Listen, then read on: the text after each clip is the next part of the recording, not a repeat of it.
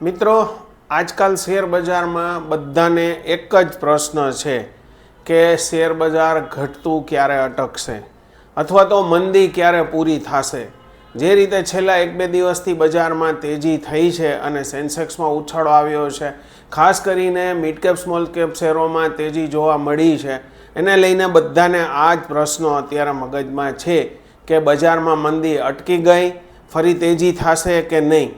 ખાસ કહેવાનું એ છે કે 2024 એપ્રિલ મેમાં જ્યારે લોકસભાની ચૂંટણીના પરિણામોની વાત હતી, લોકસભાની ચૂંટણી ચાલી રહી હતી, ત્યારે પણ લોકોના મનમાં પ્રશ્ન એક જ હતો કે તેજી કેટલી થશે। તો એક્ઝિટ પોલના દિવસે સેન્સેક્સમાં ઉછાળો આવ્યો, પરિણામના દિવસે સેન્સેક્સ તૂટી ગયો, ત્યાર પછી સતત તેજી થઈ।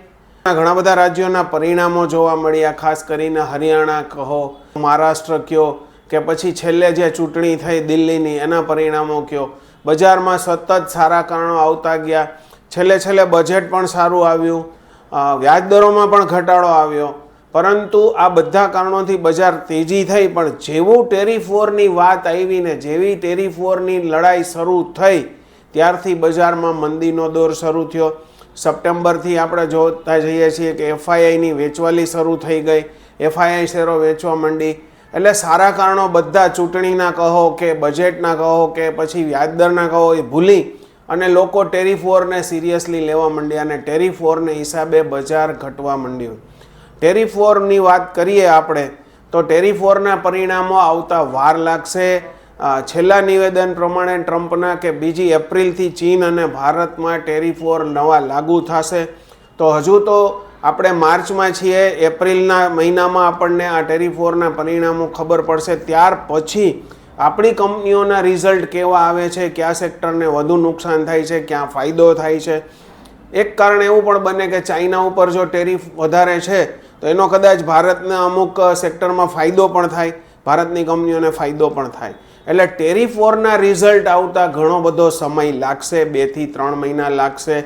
જેમ કે ચૂંટણીઓના પરિણામો આવી ગયા, બજેટ આવી ગયું, વ્યાજદરના ઘટાડાનો દોર શરૂ થઈ ગયો, કદાચ એવું બને કે આવતી મિટિંગમાં, રિઝર્વ બેન્કની મિટિંગમાં હજુ પણ 25 BPSનો ઘટાડો આવે। આ બધા કારણો પૂરા થઈ ગયા છે ત્યારે હજુ આપણે ટેરિફ વોરની લડાઈના પરિણામો પૂરા આવ્યા નથી।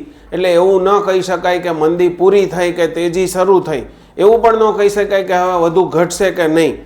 ટેરિફ વોરનું જ્યાં સુધી પરિણામ નહીં આવે, 2 મહિના 3 મહિના કંપનીઓના પરિણામો કેવા આવશે એના પછી જ બજારની ચાલ નક્કી થશે। એટલે હાલ આ બધું કહેવું ઘણું બધું મુશ્કેલ છે, બજારમાં હજુ ઘણો બધો અનિશ્ચિતતાનો દોર ચાલુ છે।